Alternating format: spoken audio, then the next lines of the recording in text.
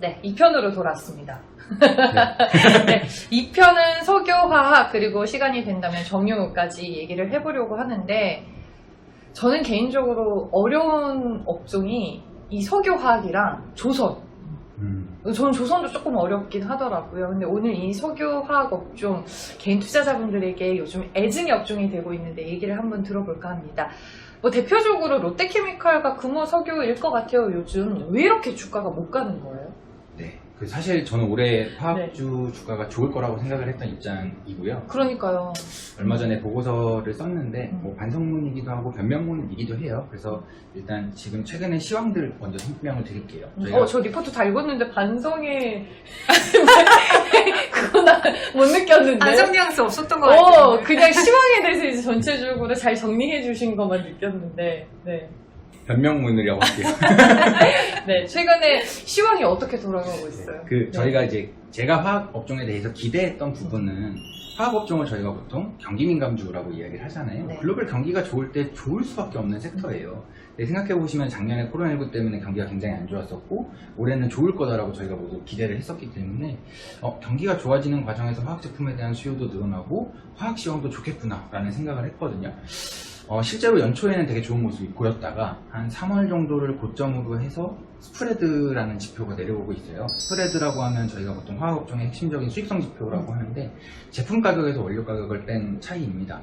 그래서 이 지표가 사실 화학업체들의 수익성을 저희가 가늠할 수 있는 핵심 지표인데 이 지표가 계속 내려오고 있다 보니까 아무래도 화학업종이 사실은 작년부터 좋았거든요. 작년에도 굉장히 좋았는데 올해 이 정도까지 좋았다가 이제 끝나서 다운 사이클에 진입을 하고 앞으로는 불황기에 가겠구나라는 우려감이 워낙 이제 좀 커지다 보니까 그런 부분들이 주가를 좀 누르고 있는 것 같고 그 와중에는 중국발 대규모 증설이 있다 라는 우려감도 있습니다. 그래서 공급이 많이 늘어나게 되면 사실 화학 시황이 좋아지기가 쉽지 않다라는 게 과거에 나왔던 사례들이거든요. 그래서 앞으로 그런 모습이 지속이 된다라고 했을 때 당장은 실적이 좋을 수 있지만 앞으로의 실적이 안 좋을 수 있다라는 우려감들이 지금의 주가를 누르고 있다 이렇게 생각을 하고 있습니다. 그러면 진짜 2분기가 실적 정점이에요? 그거는 이제 갑론을박이 가장 많은 부분인 거죠. 그래서 지금 내려가고 있는 스프레드가 반등할 수 있느냐 없느냐에 따라서 아예 의견이 갈릴 것 같거든요. 용건님 어떻게 보세요? 저는 반등할 거다라고 생각을 합니다. 그러면 모건과는 결이 다르네요. 그렇게 싸움 저희가 싸움을 붙이려고 하는 건 아니고 그러면 반등으로 보는 이유는 뭐예요? 일단은 화학 스프레드가 내려오고 있으니까요. 이 내려오고 있는 이유를 먼저 말씀을 다 드릴게요. 그래야 저희가 이게 반등을 할 수 있을지 없을지를 판단할 수 이게 있어요. 왜 조정인 건지. 네. 일단 스프레드가 내려오는 구간에서 제일 이야기가 많이 됐던 거는 연초에 미국에서 한파 때문에 가동 차질들이 있었거든요. 이 설비들이 다시 가동을 하면서 공급이 늘어날 거다. 그래서 스프레드가 조정을 받을 거다라는 이야기가 있었고 실제로 이 설비들이 다시 돌아가면 스프레드가 내려오고 있고요. 아시아 지역을 놓고 봤을 때는 중동 노동절이라든가 아니면 중동 뭐 라마단 이런 영내에 일시적으로 수요가 둔화될 만한 이슈들이 있었고 최근 들어서는 인도 같은 국가에서 코로나19도 많이 확산이 되고 있거든요. 그래서 이 이슈들을 하나씩 살펴보면 미국이 재가동을 하면 당연히 미국 시황에 제일 큰 영향을 줘야 되잖아요. 근데 웃긴 게 지금 미국은 시황이 너무 좋아요. 가격과 스프레드가 막 올라가고 있거든요. 그러니까 그렇게 생각해보면 미국에서는 재가동하면서 공급이 늘어났는데 그거를 받쳐줄 만큼 수요가 계속 창출되고 있다는 뜻이에요. 그러면 전체적인 수요 여건이 나쁘다? 이렇게 보기는 어려운 것 같고 뭐 노동절이나 라마단 같은 연휴도 사실 이제 지나간 이슈거든요. 그래서 실제로 이게 지나가면서 수요가 조금 회복되고 있다라는 이야기도 나오고 있는데 결국 제일 큰 문제는 인도를 포함한 지역들에서의 코로나19 확산 것 같습니다. 그래서 이 부분들이 해소가 될 수 있느냐 없느냐가 앞으로 화학 수요를 결정하는 제일 관건이 될 거다라고 생각을 하고 있는데요. 앞서 말씀드렸지만 중국발 대규모 증설 우려는 있어요. 그러니까 앞으로 공급이 많이 늘어날 거다는 계획된 증설대로 들어올 거거든요. 이거를 수요로 만회해 줄 수 있느냐 없느냐에 따라서 시황의 방향성이 달라질 수가 있습니다. 수요가 잘 만회해주면 미국처럼 좋은 시황이 유지가 될 거고요.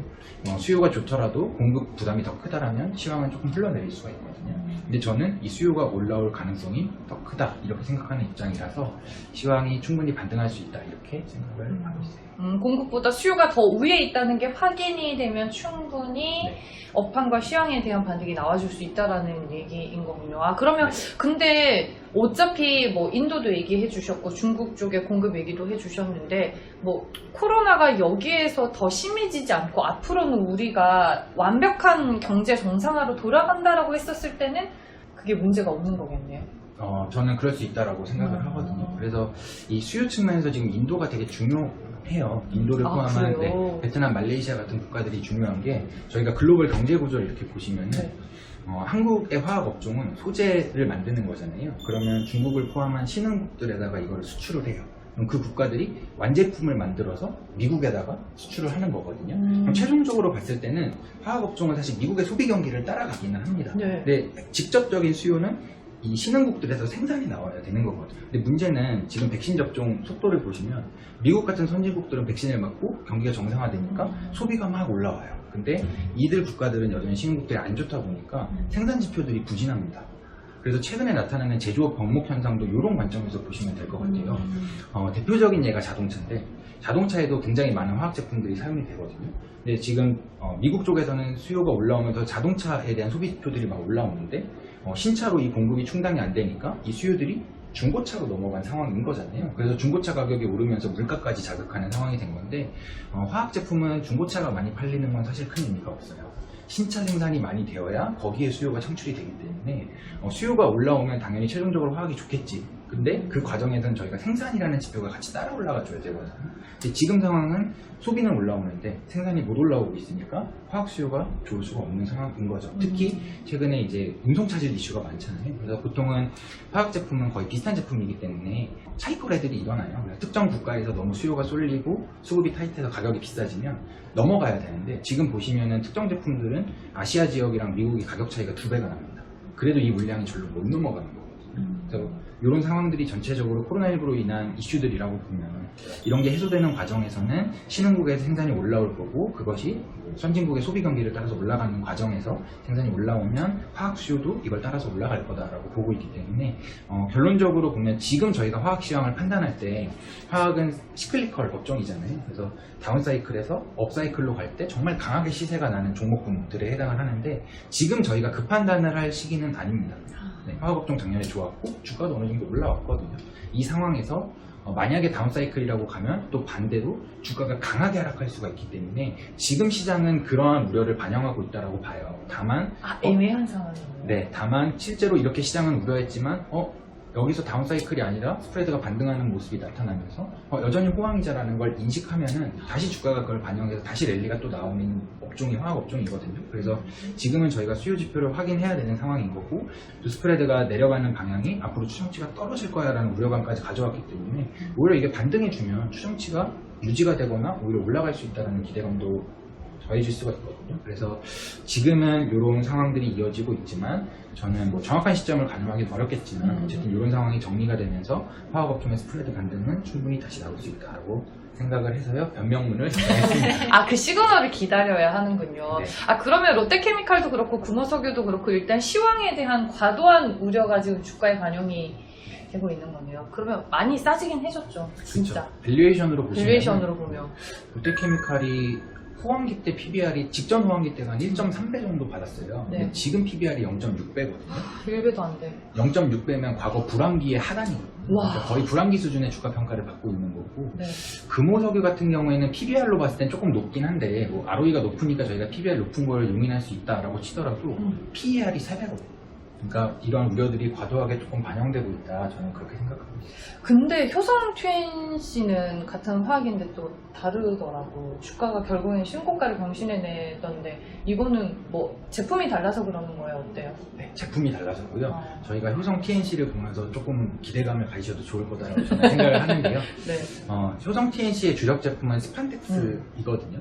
스판덱스 보시면은 마찬가지로 피크아웃 우려가 있었어요. 왜냐하면 작년에 코로나19 상황에서 운동복이 엄청나게 팔렸고 스판덱스가 좋았다. 그래서 올해는 이런 수요들이 지나가면 스판덱스 업황이 피크아웃을 칠 거다였었는데 그런 우려들이 오히려 최근까지 효성 TNC 주가를 조금 눌러섰다가 다시 조금 랠리가 나오는 거잖아요. 이 랠리가 나오게 되는 결정적인 계기가 중국에서 스판덱스 가격이 다시 올라가기 시작했습니다. 그러니까 피크아웃이 아니라 여전히 시황이 좋다라는 걸 저희가 인지하면 주가는 그걸 반영해서 다시 충분히 올라갈 수 있는 거거든요.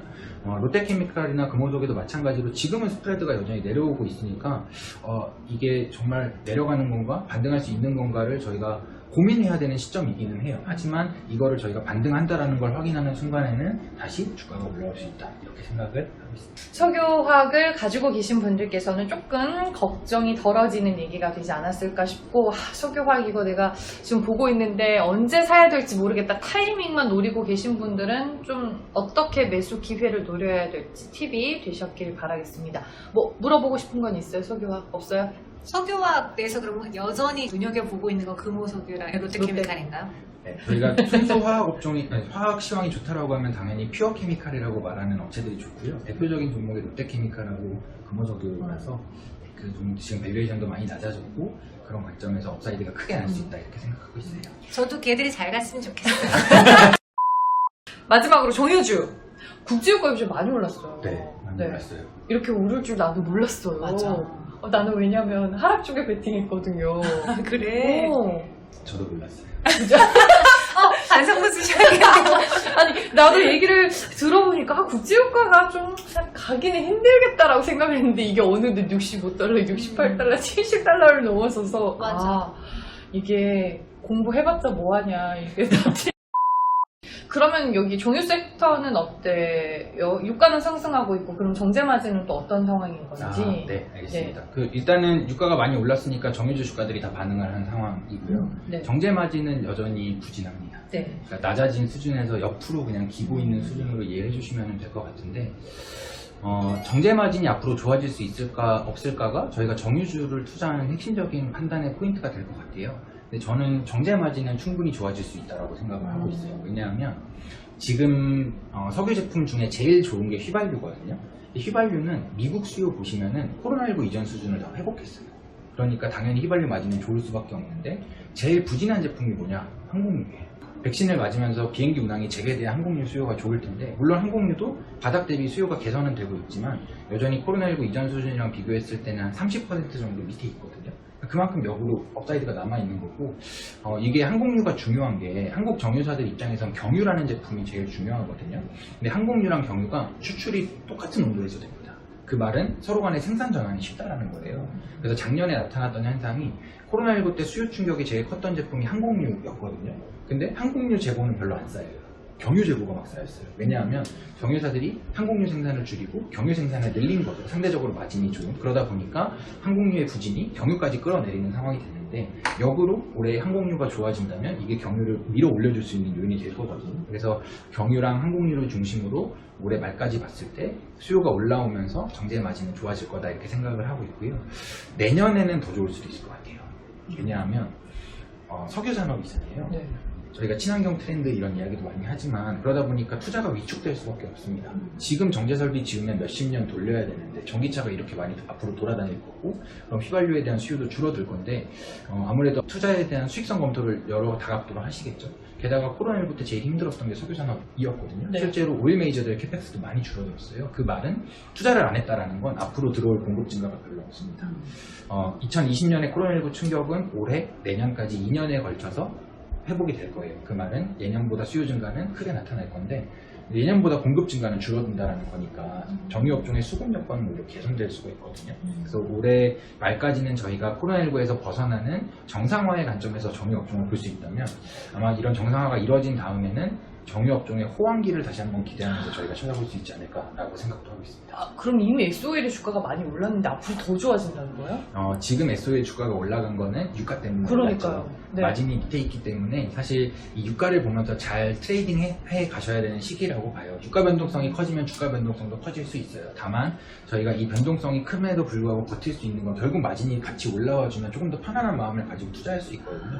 이 마진이 올라오는 시점이 저는 이제 하반기가 네. 될 거다라고 보는 거고 이게 지나가면 제가 호황기를 말씀드리는 거기 때문에 뭐 과거 SO일의 주가 차트 열어보시면 아시겠지만 그런 주가 레벨대로 다시 올라갈 수 있다라고 생각하고 있어요. 유가 상승으로 먼저 올랐는데 하반기에는 정제 마진 반등으로 이익 창출이 더 좋을 수 있다. 땡겨요? 또 땡겨요? 석유화학보다 그리고 정유주가 나온 거네. 그 2차 전지랑 정유 이렇게 말씀드렸으니까 이노베이션은 양다리 걸치고 있으니까. 그러네. 어머. 이렇게도 투자를 이끌어주신다고요? 아, 네, 거기까지 생각을 못했네. 아, 그러네요. 상진이가 잘 골랐네. 좋은 종목을 잘 네. 발굴했어. 그래, 네. 그래. 차마 제가 영상이어서 말씀을 못 드리겠지만, 최근에 포트 변경을 좀 했거든요. 네. 제가. 알겠습니다. 그러면 2편은 여기서 마무리하겠습니다. 물어보고 싶은 거 있으세요? 여기? 없어요. 너무 좋았어요. 아주 명쾌하죠? 네. 아우, 속이 다 우려네요, 저 맞아. 오늘. 오랜만에 감사합니다. 항상 얘기 들으면은, 얘기 들어도 뭔가 찝찝한 마음이 들긴 했었는데, 좀 총 정리를 해볼 수 있는 시간이 됐었던 것 같습니다. 네, 오늘 너무 감사드려요. 고맙습니다. 네.